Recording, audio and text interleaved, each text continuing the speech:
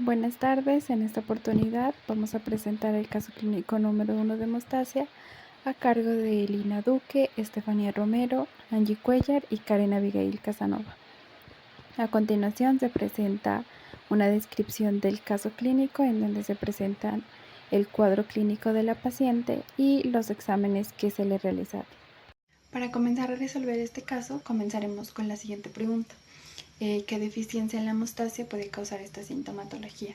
Bueno, según los hallazgos del cuadro clínico de la paciente, en el que se incluyen la equimosis, las petequias y la epistaxis, lo que se sugiere es una alteración en la función plaquetaria, específicamente en la adhesión de las plaquetas a las paredes vasculares.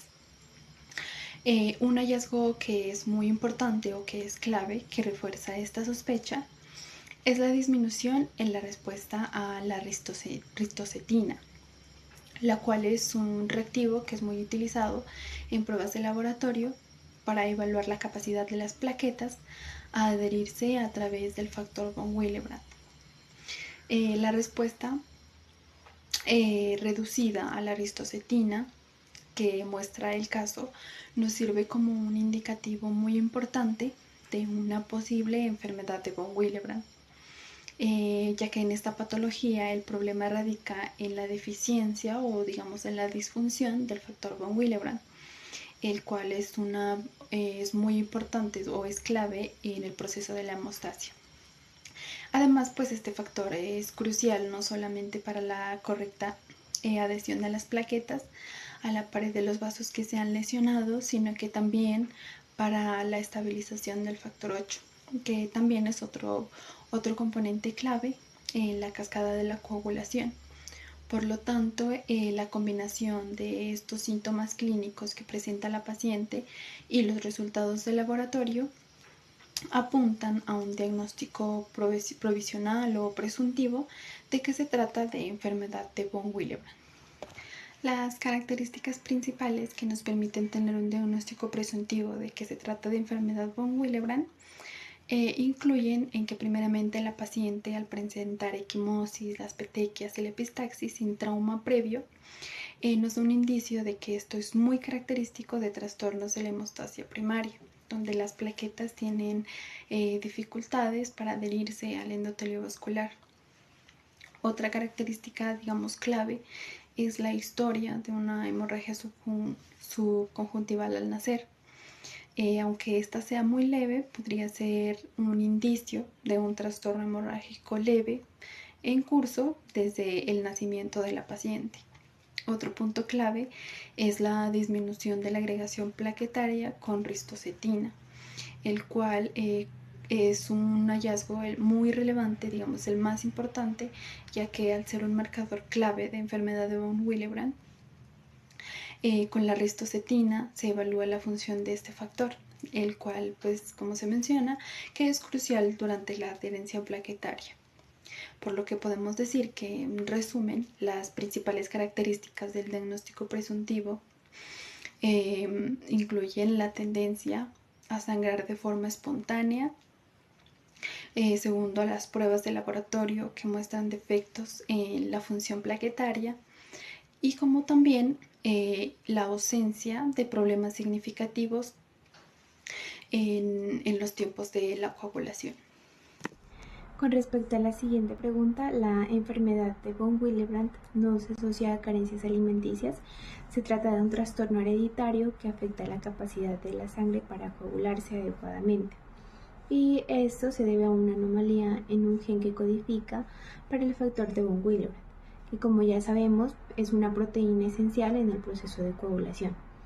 Este factor es necesario y muy importante para que las plaquetas se adhieran a los vasos sanguíneos y para la estabilización del factor de coagulación 8 respectivamente.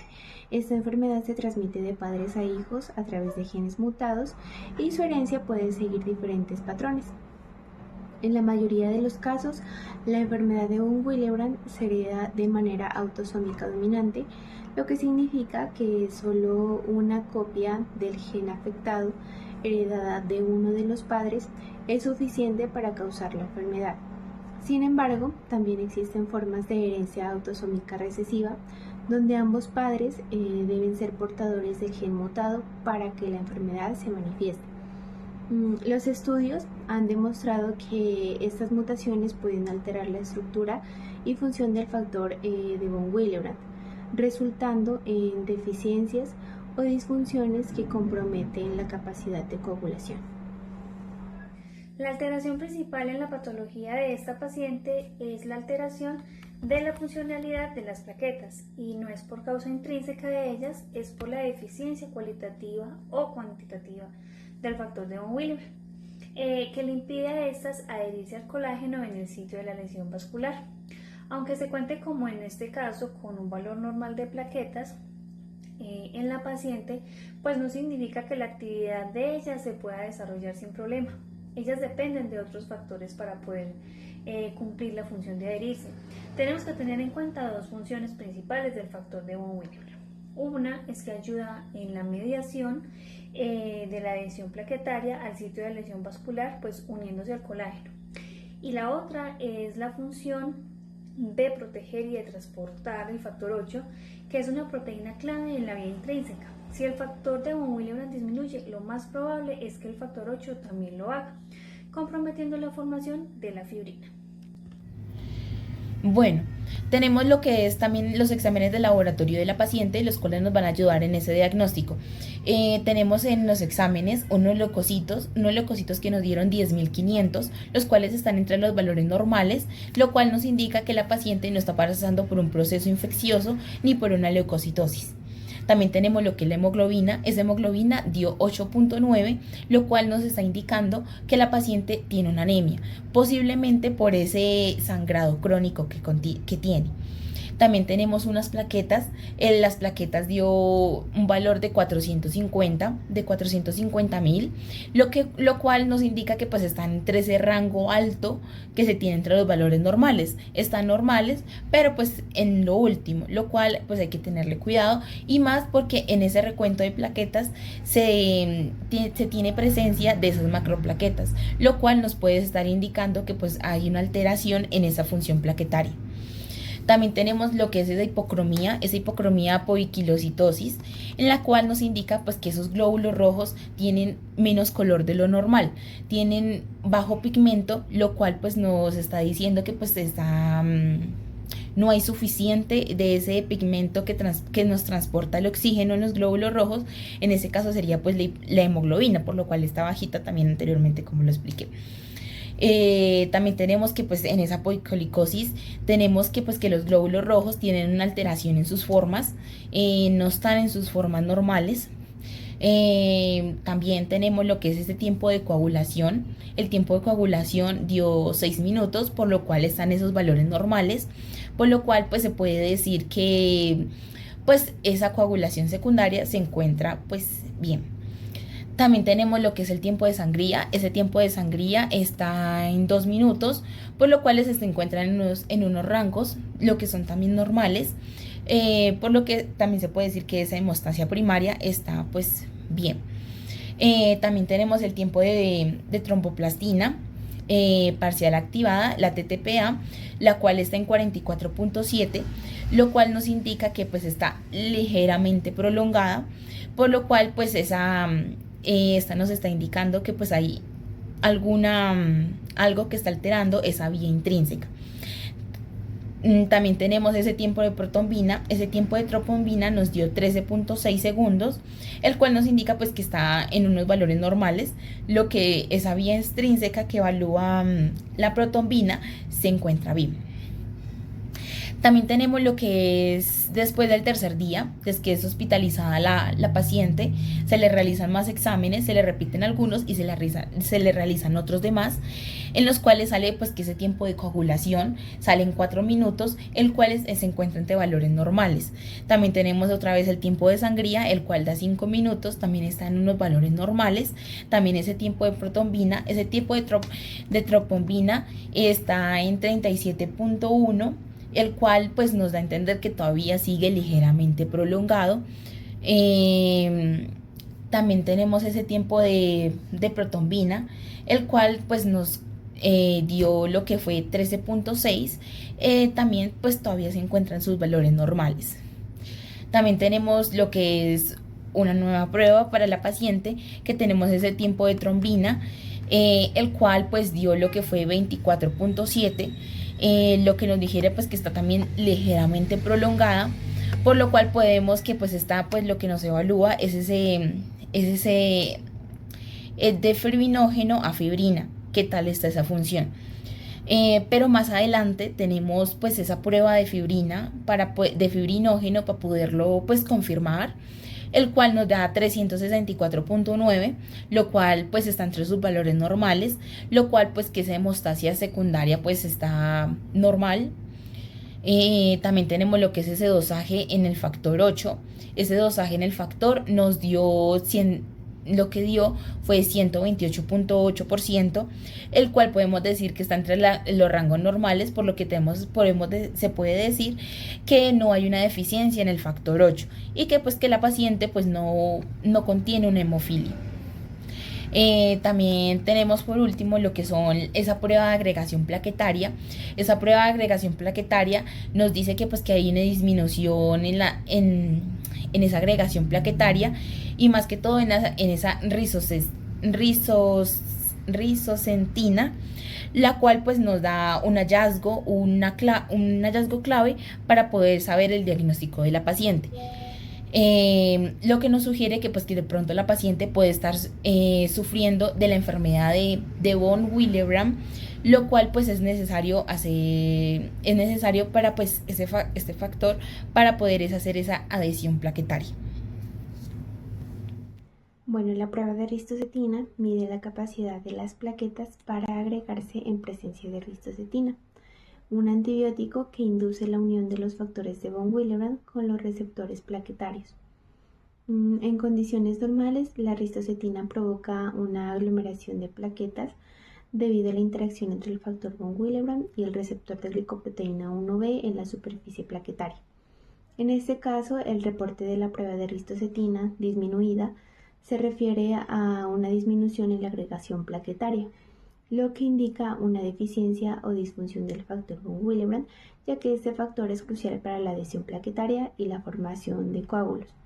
Según un estudio publicado en Blood, las alteraciones en la función del factor von Willebrand detectadas a través de la prueba de ristocetina son características distintivas de los diferentes tipos de la enfermedad de von Willebrand, proporcionando así una herramienta diagnóstica valiosa para diferenciar entre ellos y confirmar la presencia de la enfermedad. El factor von Willebrand es una glicoproteína multimérica y multifuncional con varios dominios, pues contiene diversos sitios de unión funcionales. Por lo tanto, se requiere más de una prueba para evaluar todas las funciones del factor, y a menudo el diagnóstico de la enfermedad von Willebrand resulta complicado.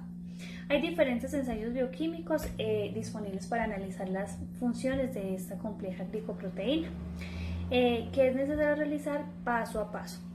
A la paciente ya se le realizó las pruebas de detección inicial y algunas de las pruebas del primer nivel para obtener el diagnóstico presuntivo, donde se halló el fibrinógeno alterado, la prueba de agregación plaquetaria alterada, en especial la de la ristocetina, que es la clave principal en este diagnóstico, pero se deben realizar más pruebas de laboratorio de primer nivel, como lo es la actividad coagulante del factor 8, el antígeno factor von Willebrand, la actividad del factor von Willebrand en presencia del cofactor ristocetina, en presencia de resultados anormales, pues hacer las pruebas de segundo nivel.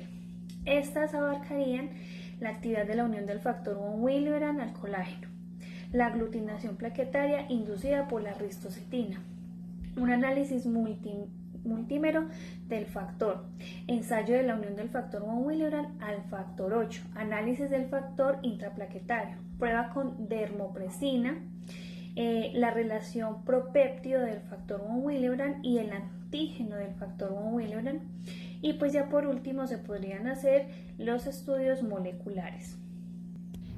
Bueno, también tenemos esos signos y esos síntomas en la paciente. Esos signos y síntomas de la paciente nos ayudan en el diagnóstico. Tenemos lo que son las petequias y la equimosis.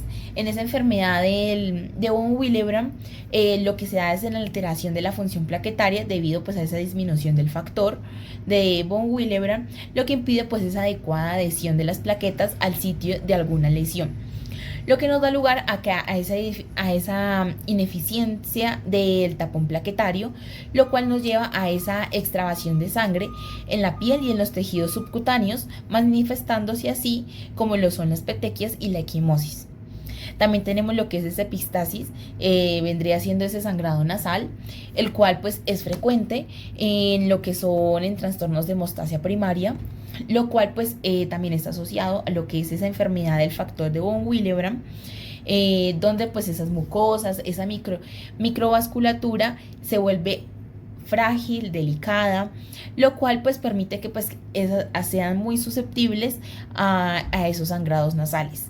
También tenemos que esos vasos pequeños pues también conducen, como decimos, a esos sangrados, lo que lleva a que pues sea tenga un sangrado sin necesidad pues de un traumatismo previo. También tenemos lo que es esa hemorragia subconjuntival, lo que nos lleva a que pues ese sangrado en el ojo por debajo de la conjuntiva. En este caso pues podría ser un signo pues temprano de lo que es esa alteración de la hemostasia, esa alteración hemostasia, lo que pues es un defecto, como estamos hablando del factor de von Willebrand, y que puede estar presente, pues está presente desde muy pequeña en la paciente. También tenemos lo que es esas plaquetas que contiene plaquetas la paciente, pero a pesar de que el recuento de ellas esté normal, esas plaquetas son disfuncionales, no son funcionales, debido a que pues está disminuido ese factor de von Willebrand. Por eso pues las plaquetas son ineficientes, lo que lleva a pues que la paciente tenga hemorragia, esa es equimosis y epistasis. También tenemos lo que es la anemia. La anemia va dependiendo de esa hemoglobina que nos dio 8.9, lo que pues es probablemente algo secundario debido a esos episodios de sangrado crónico. Esas pequeñas pero pues repetidas pérdidas de sangre pueden haber conducido a que la paciente tenga una anemia ferropénica, por lo cual pues todavía no se están observando signos de sangrado activo. También tenemos lo que es ese cuadro respiratorio. El cuadro respiratorio no está muy relacionado con lo que es la hemostasia, pero también pues es importante para la paciente debido a que pues puede presentar fiebre, algunas después también del sangrado nasal, una secreción nasal, entre otras